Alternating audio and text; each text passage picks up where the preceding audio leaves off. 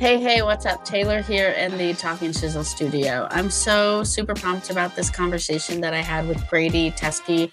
He is the founder of Rising Tide, and we sat down and talked about systems and how to build systems for your business, for your marketing, and for your sales. And Grady and I got into a pretty deep discussion on AI and how to think about AI and automation for your business and the balance between human and AI. So check it out and comment along with your thoughts if you loved this conversation.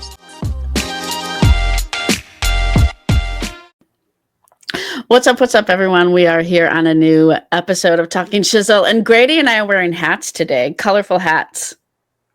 Have to support my LA. I no longer live in LA, but I'll always be part of LA.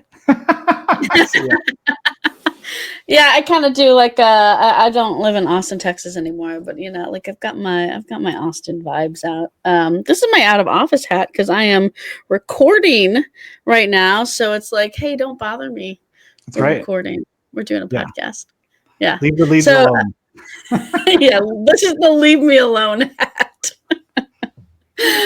So, Grady Teske, you're the founder of Rising Tides, and you and I met recently, I think, in the RB2B community. Yeah. I thought, like, we should talk more, which is one of the things I really like about online communities these days, is how, like, you can legitimately make good friends in these things. So, yes. So we were talking a little bit, and I thought your story was interesting, wanted you to come on the show, and we've got a lot to get into today. But first off, just give us a rundown on who you are, what Rising Tides does, and like why you got into founder mode.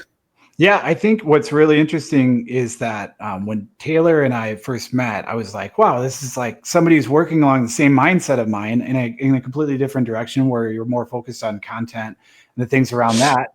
I get really focused and interested in like systems, and particularly the systems of distribution. I've been a fractional CMO in tech for about 7 years now. And before that, I was building North American subsidiaries for multinationals, which is a total verbiage slander. But basically what was fun about it was working with existing businesses to create new small business units. And it gave me it gave me money to play with because they had existing products with revenue. And I was able to have a little bit of freedom to figure out how we build a new business unit in this market. And that's kind of what I do now as the fractional side of me, is I work with early stage companies and founders as they're starting to scale their teams out. They've got a little bit of success, and we start to think about like, how can we create systems and processes to take this further? What are the head counts like to get there? How are we documenting and starting to create team culture and environment? So that's what I do a lot as a CMO. And over the past couple of years, as you do that, you work with agencies a lot. And one of the things that kind of kept burning me a little bit is that we utilize agencies to usually get to a result or to get us to a certain stage. And a lot of times that means that it gets us the short-term gain. We don't always learn how to like take the value of that and build it out further. And I think that's what Taylor's doing with Creative Shizzle, I think is interesting as well. With Rising Tides now, we come in and we look at, really common marketing departments, like particularly outreach, email marketing, and paid acquisition are the big ones that we work on. We come in under a service model, and with our team of experts that have done this a lot for a lot of different industries, we go out and apply best practices to figure out what the unique system is that makes this work for this industry, for this client, for this product group. And then we kind of document it and we turn it into a process because we're really big on using tech and AI and integration. And over time, our goal is to document all of that, help them hire in-house, and so they can get a fully formed department out of the work that we are doing together while we're driving them the resources. So it's an interesting take, I think, around building it. Certainly it's a little bit harder to explain to founders because a lot of us just want results at the stage we're in. But at the same time, if you're building on the mindset that we're going to make it, you always want to be building pieces that are scalable and growable. And particularly with founders that are building in the space where they're getting outside investment, what we can do, or really trying to target, is how we can get you to the results you need to get the raise, but have a proven model that investors see, like, hey, with a low head count, putting this amount of money in, we can get this sort of multiplier out. So it's also very raise friendly.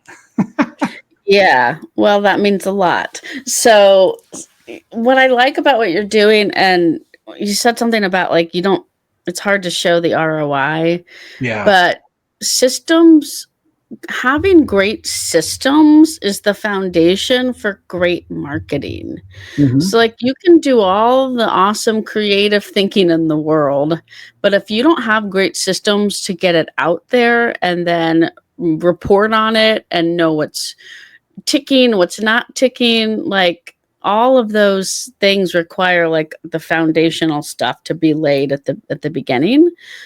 And I like that you're kind of focusing your agency around that, because it's like you can't get to great results if you don't have a good foundation, and like the Yeah. systems power the creative.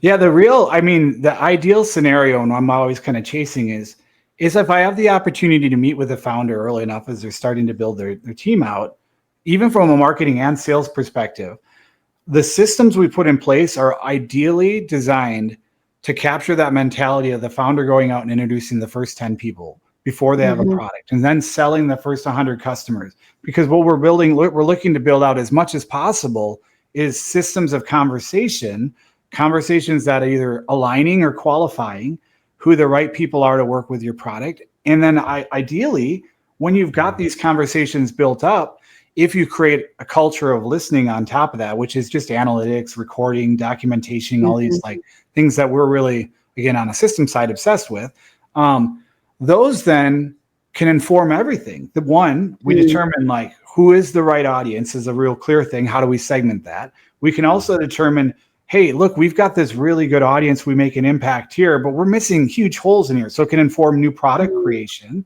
right? And new solutions for them.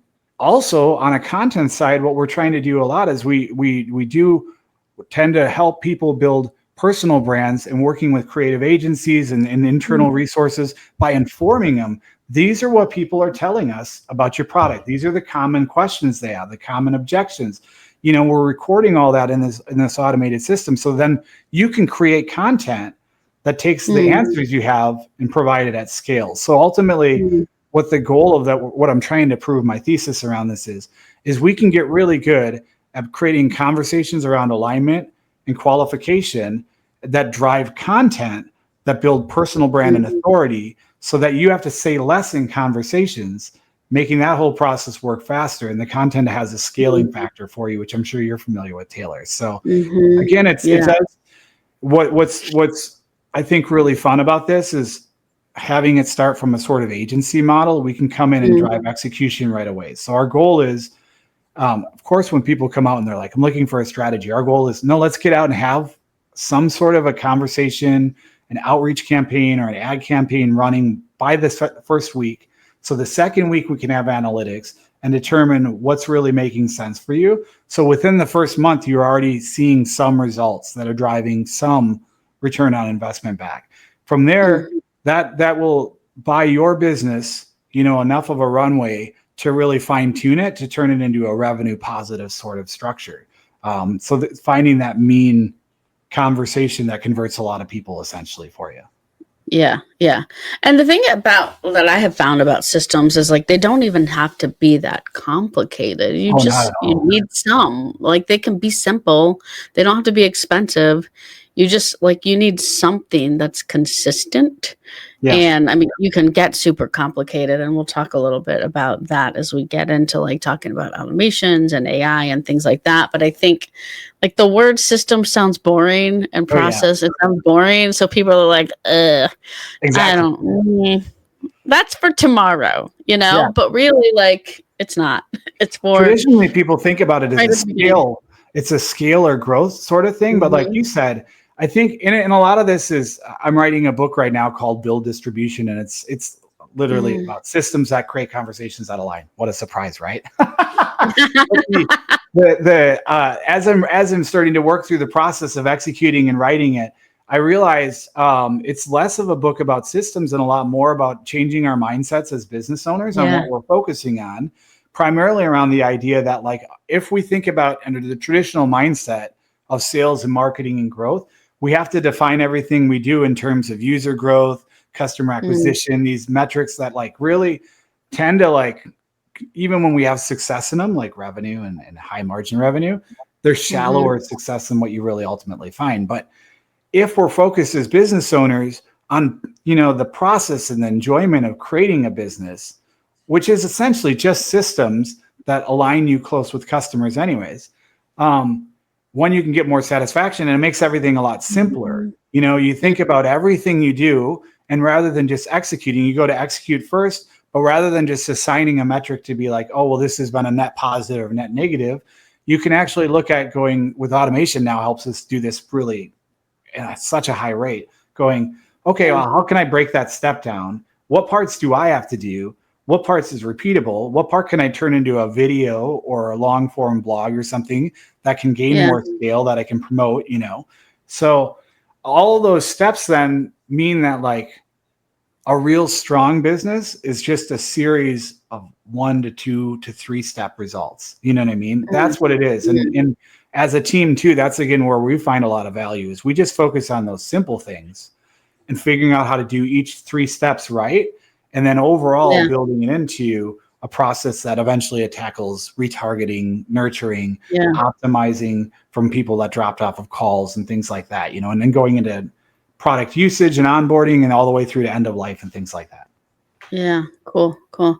Okay, so let's get into the meat of things today. I want to talk about AI because everyone's talking about AI, and I'm curious as we're talking about systems and how to use AI in your systems. I want to know, like,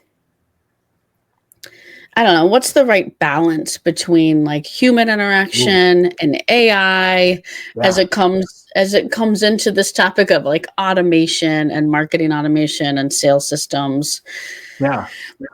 That's a big thought. That's a big question. What are some of your thoughts, and what are you seeing work well, not work well? I think the first thing to think about in terms of AI systems and tech at all in relation to your business is it's number one, it's a catalyst for you to make that more customizable for your customer, your product, and your experience. So what the direct answer is right away is like, we really have to do the work to figure out what that balance is in each scenario. But increasingly it's I will say on a top level too, it's significantly more than what you probably think it is today. As we start to implement AI and SaaS tools and no code, so much AI is embedded in all of these things nowadays that you don't even actually have to master AI to leverage AI heavily into what you do as a business. And there's a real value in starting light. If you use a mail provider like Instantly or SmartLead, use their AI tools to figure out how to use it, because eventually you'll be able to take that, customize it, and more in terms of building an agent out for yourself. You don't have to learn how to build an agent today. You just need to look at the AI resources that all the tools you have are using and then figure out what works best for you. What we see a lot now is, first of all, we met in our B2B community, and I had the good fortune of interviewing Adam for my book, and he had a quote that just really stopped me in the tracks. And he was like talking about his model of building out social presence and authority and what I call social selling. And he said, my whole goal is to really focus on finding how I can maximize humanity in my content.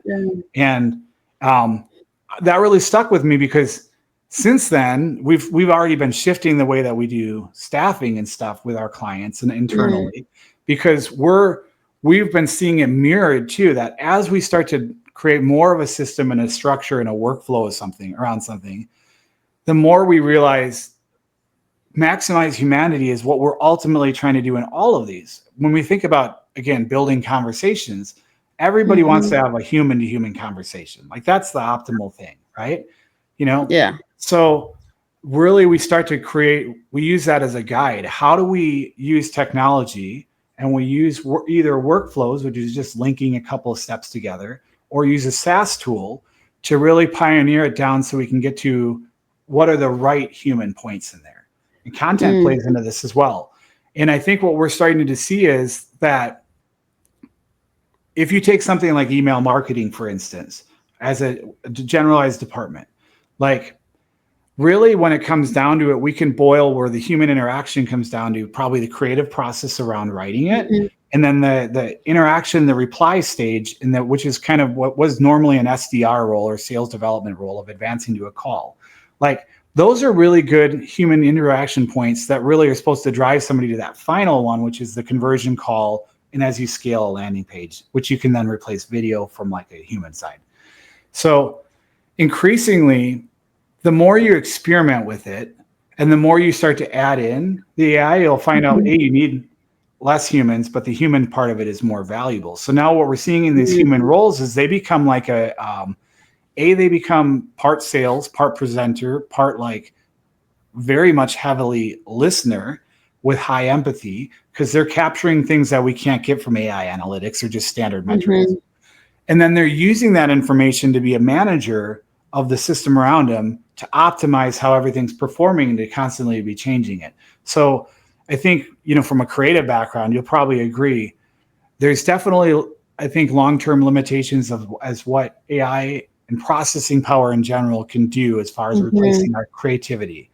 And that's the baseline guide here too. You'll know when there's not enough humanity in a funnel because it's not performing well, because it's too generalized, and we're just coming across as like really not interactive, non-specific. So I like maximize humanity a lot. I think that's a good way to frame it. I came up with a hashtag for us this week called keeping it real. Oh yeah, sure. Because I think we're gonna be like march into that mantra, because I agree that like you can go overboard, and I think there's gonna be like a course correction. I think when new hot technologies come out and things happen and like everyone's minds are blown, like we shift way over sometimes. And I think it's like you see these companies like laying off tons of salespeople because AI is going to do everything, and it's like, well, like people don't want to buy things from robots. Just doesn't, especially like if you're selling B2B and like software and enterprise solutions or anything like that. Like that just doesn't work. You need that human touch, that interaction, and that's what I think we'll see people coming back to.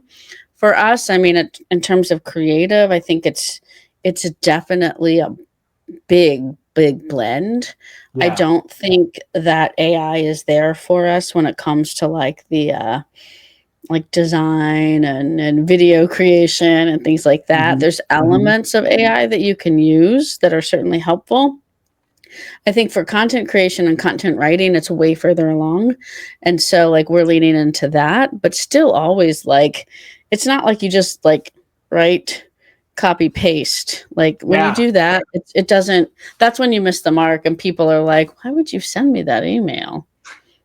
Would you see, let me ask you this. Again, you have this background on this, and I did my newsletter today. So this is something I'm playing with too. So like when I go to write out a piece of content now, what I did today was I used a transcript tool to read off some of my calls, and I look for some similarities in there that I could go for on a content side. Then I wrote basically 2 paragraphs from that thing that I was downloaded, which was again all my thoughts, but I pulled it out of some other conversations. Put it together. Then I put it into a secondary AI agent, which restructured based off of what we were training an agent on newsletter structure. So I use it for packaging a lot, and then rewrote off of that, and then ran it through another AI agent that's trained on my voice, particularly to filter it back through to make it, because I tend to like make things more complicated, right? So, well, you like big words. Well, I'm a system builder. I have to, right? So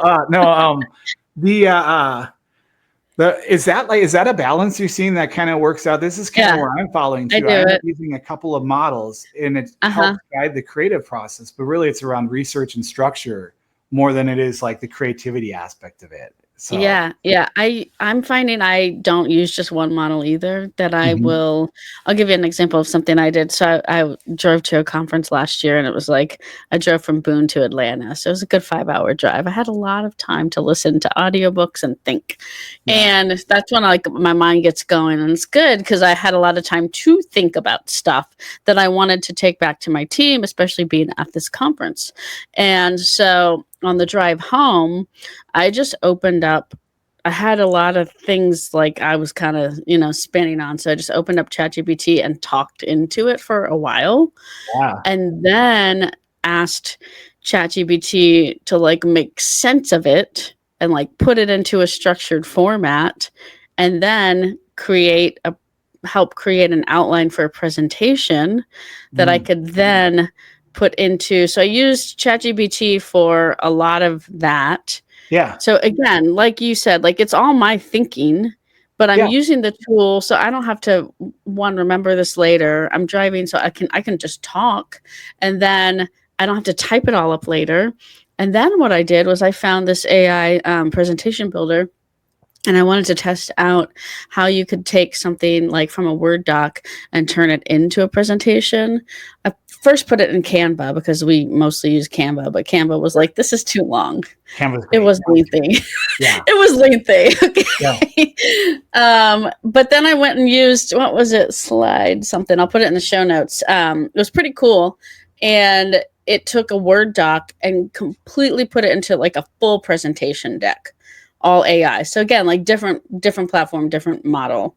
So I'm finding that even with my writing, sometimes I'll jot it out in one, but then I'll go fine tune it in another. Yeah.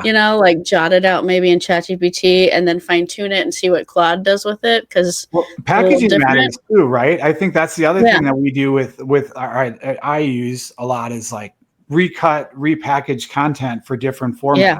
And again, there one of the things that I haven't seen these come out, but I'm sure there's going to be a wrapper soon. Is like, we just started my newsletter one. I just signed it up for a ton of newsletters, and I was Yeah. like, tell me Yeah. what these look like. What are Smart. they? How does it convert? And I keep feeding it different newsletters of people that I like, and then but I'm focused entirely on the structure of it. And we tried to do the same with video, but it was so much data that it wasn't cost effective to use it at all to break it down. But I was, my thought process on that is eventually we'll get there, is that, there's probably something with, tell me, like, actually analyze what the shade of lighting in the room that people are using on high conversion videos, what is their time between paragraphs, or you know what I mean? There's all these small spaces or these things that you can identify that will help things fit. And I think as long as we continue to remain in an algorithm driven society, building, using models to identify packaging is going to be a huge value. But it can never really approach what's, again, I think at the end of the day, there'll never be a point, as somebody uses AI quite a bit, where it could actually take away from the fact that we just want to be people being with other people. And when another person solves a problem for us, there's something magical that happens that makes it that much more special and endearing. Yeah. And so, I think what we're actually kind of seeing is, again, we're kind of pioneering a model around leveraging, again, standard processes that everybody knows that works around paid acquisition and outreach and email, just basically driving communications, to help us inform, to help build a lot of micro founder brands that create authority around it. That the reason for that is partnering with people like you then that can do the content side of stuff, so that when the founders then and when the team members actually get into the conversation at those maximum optimized human interactions, it's enough about them is known and said and shared already through the thing that's been generated, or through their work, through the content that's driven, that they can come in empty and spend the time on the call with the other person. I mean, I'm using Tony Robbins as a guy. Like, can I get to a point where Tony Robbins has done enough coursework that when you actually go to his shows and you meet with them, he lets you kind of go through how it applies to your situation, and you just feel like he did so much, but all he really did was follow Dale Carnegie and just sat and listened. And that's the model, I think, that as we move forward, more and more companies are going to be, I think, built around, is how to maximize that humanity. Adam's onto something there. Yeah. So props to him. Yeah, he's great at it. I've been following him maybe a year or so now, but really have learned a ton from following that guy. He's natural to him. But it does, but I can tell you, having met him, there's a lot of work around coming natural. So I'm sure. Yeah. Okay. So, let's dig a little deeper in this, because I'm curious about, and I'm having some conversations with people about AI video Mm, for like talking heads. mm, So, and again, I think this kind of fits into like what can you automate, what can you streamline in your systems and your processes and marketing and sales. And now we have these AI avatars where like Grady, mm. you could have an avatar. You could just write blogs and scripts and have your avatar make your videos. So like you show up looking the same fly guy with the hat on every day. And you don't have to worry about if you're having a bad hair day or if you're sick or whatever. You can like constantly put out videos. I've got a lot of thoughts about that hurting that maximize humanity, kind Yeah, of thing that yeah, we're talking about. A yes. lot of people are on the flip side saying like, yeah, but it's so like efficient. Like you can put out so much more video content. And I'm like, but it's not you. So I'm curious what you think about this. I'm asking this question of a lot of other marketing leaders right now Yeah. because I'm like, I haven't done it, and I've been I'm not so sure about it. So I've worked on scaling out video, both in a short form and long. Now I'm much more focused on long form. And I'll say this: if you're trying to do it as a value add to a business, or really trying to build, if there's things you care about and you want to convey, long form video is the way to look at it. But what's long form? It's Yeah. like 3 to 5 minutes. It's not really long form anymore. Yeah. But like, faceless channels are significantly easier to scale than entertainer being on all the time, like good quality yapping for a lot of reasons, and mainly what you mentioned. But I think like also faceless channels. Let me end around this conversation once and go look at what's happened on X over the last couple of years. When X was known as Twitter, was famous to be the conversation of the internet, right? It was always about that short conversation. People created content, and to do really well on Twitter, you had to create content that would pull other people into ad, right? So it was always about like, hooking and things like that, and basically openers. Increasingly, as the algorithm shifted to follow primarily TikTok and follow more of an entertainment value, Elon famously said at the beginning of this year that they're working on reducing regrettable time on platform, which is like a really wild metric. But read between the lines, it's like we just want people hooked in on a serotonin boost of what TikTok is. TikTok has perfected like the quick move on to the next thing and get through it. So that what's done though is what's happened out of that is I can tell you, as a buildable business resource, they completely destroyed one of the greatest marketplaces of internet, particularly in working in tech, because it became so much easier to create content. The amount of content rose up, and you can see it reflected in the standardized, essentially the Wikipediaing of content, where people are just taking a Wikipedia page, breaking it down, over and over and over again, and that's what's reflecting. So it removed a lot of, for people that are like using it as a thought processing or a conversation platform, it pulled that out of there. And to me, what I see all of that going, honestly, is it's kind of the, I'll use it even an example. I think we're at the stage of social media and content at that level, at the same stage that we were at with network television in the 90s. And what I mean by that is late night reality TV and long form ads have taken over everything. All of the networks are now just giving this really soft, valueless content that's retaining people's eyes for a little bit. But a lot of the like real deep, hard hitting media has moved completely off of there and onto different platforms, and people are following it. And I think it's just also a part of the reality too, that like now this might not have been the in-depth answer you're looking for, but now we're at a stage where Facebook and social feeds have been around for over a decade plus. Naturally, I think that experience is kind of on its way out. So to the people, I think to me, the people that are building in that space and really anchoring on it right now, I actually think that there's lots of short-term wins in it, but long-term, it's just like paid acquisition. It's just a rising cost. You're going to have to do it at a higher volume to have it make sense, and you're going to get significantly less impact every time you go up and do it. So, I mean, that was probably totally end around, but does it align with what you're seeing? You do a lot more content than I do. So, yeah. Yeah. I mean, I don't know. It's like, it's funny. Sometimes I see that when we turn the volume up, it doesn't necessarily mean the impact goes up. Yeah. It's almost like you can become too noisy.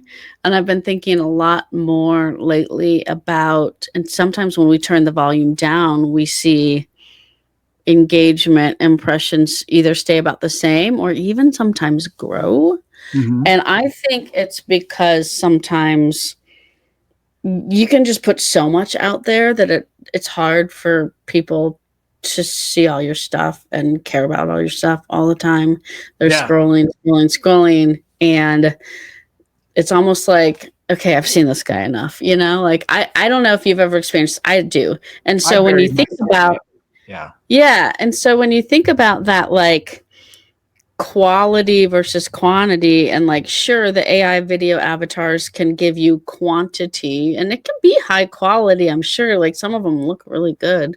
Sure. Although I notice like people's eyes are up a lot, like their Yeah. There's eyebrows are features. always There's up, a feature and that's thing. like a telltale sign. I was watching one this morning and I was like, I watched a side by side where it was like normal, like real guy, avatar guy, and I was like, oh, like I was like, what's the difference? And then I was like, his eyebrows are raised, like he's excited like the whole time. Well, So it's I kind of also, weird and inauthentic looking, and I and I don't know think that that's there's, necessarily doing a lot.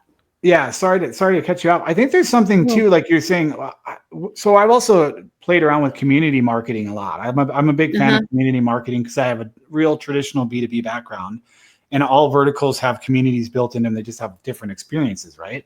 And one of the things that I've learned a lot and keeps getting reinforced is that, like, if you really want to build out good authority through content and build out even like a system or a funnel or something that drives into creating a value around you, overexposure is a real problem. It's a significant Uh-huh. problem. You have to be really careful to curate a micro celebrity status and to bring Yeah. in, to create impediments or to bring in like handlers and different things that make it seem, like you have to cultivate the environment around it, So Mm. again, there, I think to your point, like, where could it potentially be useful? I mean, I have a hard time as somebody who uses AI a lot thinking about that because I think we've got a really long documented history of using AI agents within like call centers and things like that, and Uh-huh. nobody appreciating the value of that. So really, even in direct Yeah. personal experiences, it's a net negative to put people in contact with that too long. And even no matter how human the experience can come, we're not Yeah. dumb. Like, just like I Yeah. watched an AI video of an AI agent talking on a call the other day, and then realizing it was talking to a parrot, and then completely Yeah. changing the thing. It's like we're a lot like processing systems AI.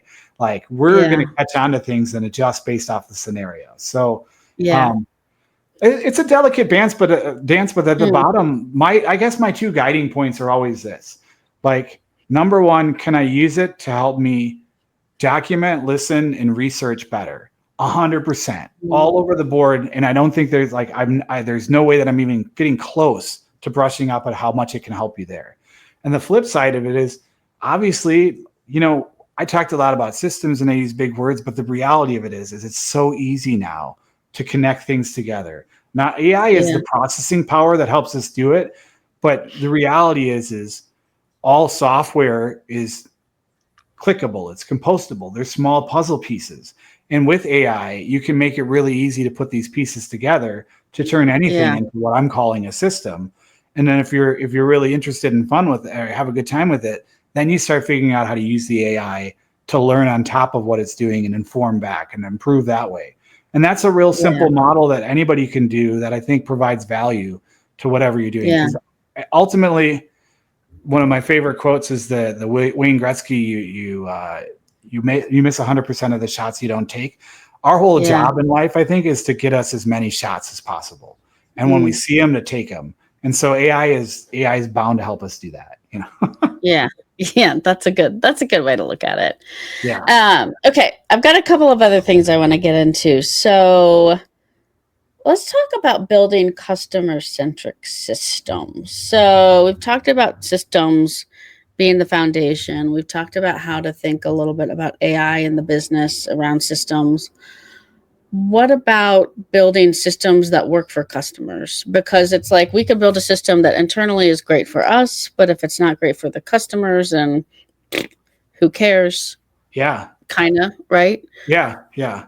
I mean, I have two guiding principles on this. Is like really experimental, I think, right now. And to be honest, this is where I think it gets to um, the increasing.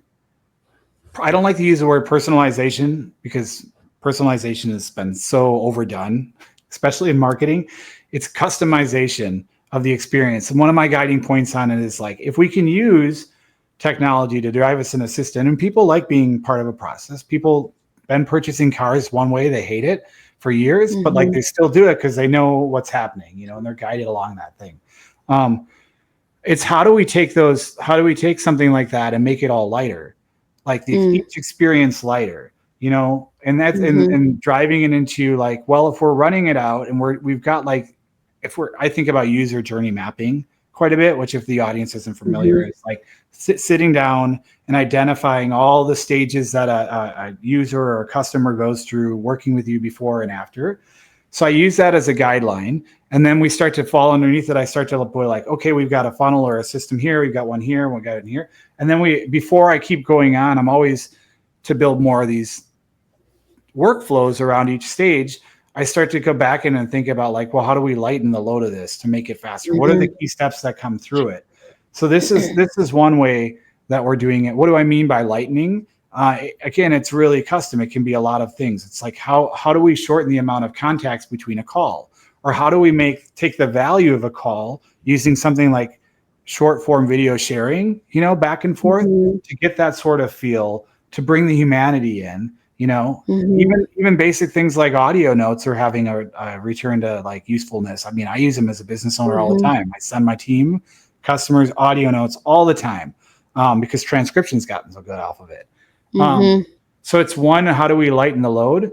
And then the other aspect of it is again, the whole design of creating a system. I think in my guiding light is this idea of like customer aligned companies or customer serving companies. And so like, Mm-hmm. as much as possible, all of those customer touch points have to be, using the Dale Carnegie model, 80 to 90% about them and very little about Mm-hmm. me. Yeah. So, and that's where you can use not just AI, but also technology and content are the two really big drivers as a whole to really do that. So when, even if you're not there on a call, if somebody's through a funnel, it can be entirely about them. And you can set up ways Mm-hmm. to listen to what's happening and pay attention so that when you do come onto it, like we're informed and we're very much Yeah. reflecting what they've been telling us.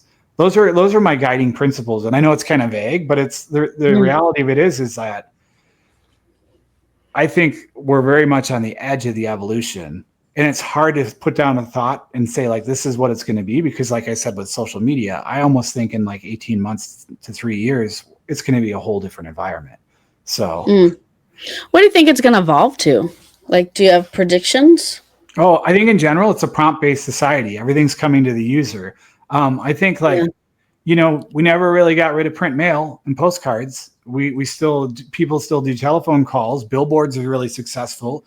Email, cold outreach, paid acquisition is going to be continue to be successful. But where things are going to go is just like with search engine optimization. I'm hearing a lot about LLM, LEO Yeah. optimization now. Yeah. And today somebody asked me like, well, what do I think that looks like? And I'm like, I have a really hard time. Like, we're still building around traditional Mm. search research, but I'm trying to, if we're writing or creating for LEO, LLM optimization, I just try to put it in a conversational sort of a vibe, Yeah. and my sense there is that as people use AI to search more and bring the internet to them, we're going to start to see what Google was doing over the last 10 years. Like, if it's just backlink heavy, bad content for the purchase of spamming the Google ranking, it just downgrades it. So what do I think AI agents are going to learn to recognize for us? Humanity and value, right? Mm. So Mm-hmm. that's where I'm trying to play around with. And again, we don't know the results yet because there's still a very small percentage of the population that's doing it. But what I do see is younger audiences are prompting things more. They're Mm-hmm. coding more. They're Mm-hmm. building things by putting things together. And not even like builders and creative people, just the average people are starting to do this more. And so it tends me to believe that it's all self-directed, and it's about like, trying to put out your value in a conversational way that creates authority, that like when somebody's looking for it, you'll get returned as a result. I don't know. Is that it? Yeah. In that prompt model? Is that a good answer? I like it. I like it. It's we don't know. We don't know. But I like that you're thinking about how it's going to be more associated around the internet, like people bringing the internet to them. Yeah. I just keep thinking like in every stage too, it's always technology, and before technology, all of it was designing to get ways to get people together faster. And again, so that's why I just think about like, what are the, when you want to be in a scenario and you have something that's getting solved, what do you want the other side to kind of be like? And then I'm like, so nowadays I think we know that like you can just be like that. And if you continue to be like that consistently, I think you're going to end up winning out. You're going to be, rather than building an audience on social and turning it on, which is kind of a defeating process in some cases now, like you'll be able to create a way for people to come to you when they're ready. Yeah. I like that. Oh, I like that. It's an interesting idea. Social media? No, I'm kidding. No. Yeah, no. I didn't say that. No, I like that a lot. All right, Grady, if there's like one thing you would tell someone who's like starting from the ground up, building a system at their company for marketing and sales, and they're like, I don't even know where to get started. Like, what's your like, hey, this is what I should have known a long time ago when approaching this problem. Ultimately, building a business is as simple as taking the behavior that you did when you introduced yourself and an idea to 10 people and just continuing to do that. And like we said earlier, like the only thing that complicates it is you get more information if you're paying attention to it. And then you change how you do it next time and maybe add another step on it. That's it. You don't have to get intimidated about the rest of the, like what's going to happen. You don't like, you'll be ready to add scale when you've got enough opportunity that makes sense and the money's there and it'll be able to do it. You don't have to worry about the further down the line steps. We all get so far ahead of ourselves. There's a lot to that, because if you can get comfortable with that idea, you're always going to feel success if you're able to get into a situation to have something happen, because even when you fail, you're going to learn from it. So you'll realize, okay, this is still a strong part of building my business. And you're going to change your mindset around, I need to hit this revenue this month for me to feel like we're doing good, or hit these growth goals. So the simple way to put this is when I talk about system building, it really comes down to this: execute, analyze, and iterate. Those 3 steps. Everything that we do, regardless, if you can execute before you have an idea what you're doing, better, because you'll be able to come into the situation with less preconceived notions of how it should go and what you need to say, which opens you up naturally to paying attention to the other person, that analyze part of it, which makes it faster how quick you can iterate. So like, as long as you do that, those are the 3 guiding principles that'll help you build any sort of company.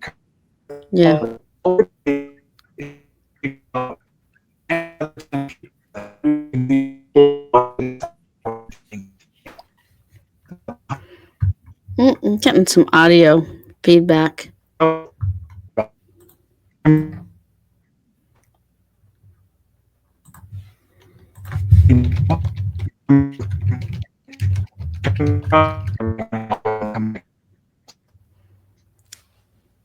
don't know if you can hear me, but you're frozen for me, and you sound like you're in a spaceship. All right, I'm going to ask and wait for Grady to come back. Here he is. All right, you sounded like you were underwater all of a sudden. I have a systems issue. It's killing my computer. Sorry. Do you want to start over? How much of that were you able to get before it got to be really garbly? You were talking about analyze, and then I went. Oh, okay. So let me answer. Go back to it again. I think we'll just shoot it and see how you can clip it. In a sense, like really all it takes to do, all you really need to focus on is doing the same thing that you started off loving, which is introducing yourself and the product to 10 people, and then thinking about what happened in that. And that helped you define and create the product, right? So it's this simple model of execute, analyze, and iterate. If you allow those three things to guide the process of building your team and what a system means, and again, this isn't something complicated, it's just documenting what you're doing and putting these things together. Yeah. This is the process of building a successful business. You know, it really will, it'll help demystify you where the next steps are. And as long as you can do that and build a culture around it too, it's also going to keep your business very close to the customer, which will help guide you as the founder to get that around the bend vision. That's going to help you stay ahead of it and seem like you really know. So really my keynote to founders in general is this, is that like whatever we're doing, we're overcomplicating it. Just really make it simple. Try to find ways to continually meet more people, expose what you're doing to more people, and build content and systems in place that allow you to just sit there, listen, and connect. That's the steps to grow a strong business, and most importantly, will make you feel really good about what you're doing and happy about the process of your business. So at least it works for me. No, I like that. I like execute, analyze, iterate. And I think I don't use those exact words, but I think really similarly about it. Even if executing at the beginning in terms of like a system was like shared Google Docs, like as light as possible. Like stop. Yeah, start. I mean, start, not stop. Just start doing it. Reid Hoffman has a great quote. If you're not embarrassed about the product, you're talking about it too late. But really, like, there's a second side of that too. The less you have to say about the product, the more the other customer, the person on the other side, can tell you what the product is, what it needs to be for them, and who you need to be for them. So let people allow you to define yourself around what they want out of you. It becomes really simple then. I love it. Yeah. Hey, Grady, this has been fun talking shizzle with you. So if people want to find you, get in touch online, sign up for your newsletter, all those good things, what's the best way? Where should they find you? So I'm on every platform, but primarily on LinkedIn, but you can find me on all of them at Grady Teske using my full name. My newsletter is really built around like what I'm learning with the systems we're putting in place and how it's changing them a lot now. It's like headcount and AI, because that's what we're finding really fast. That's the weeklyinvoice.com, weeklyinvoice.com. And if you're interested in seeing what we do as a company, again, what we do as a business is we try to get in, do it as human contractors to try to figure out best practice. And as soon as we start to see results, allow it to inform the next steps for you, as well as building a system and documenting how this works, so that overall you're getting not only the results and the identity from your business, you're also gaining a system that will continue to grow and keep you close to the customers. And that's at risingtides.io. But in general, if you can find me on any of those places, if you couldn't tell, I love conversation. Everything that I do is influenced by what people are telling me. So share with me what you see, what's interesting about this. And I'd love to have a chance to learn how I can apply what I know to the magic that you're doing. That's what I love about my job in life. So. Oh, I love it. Cool. And good hats.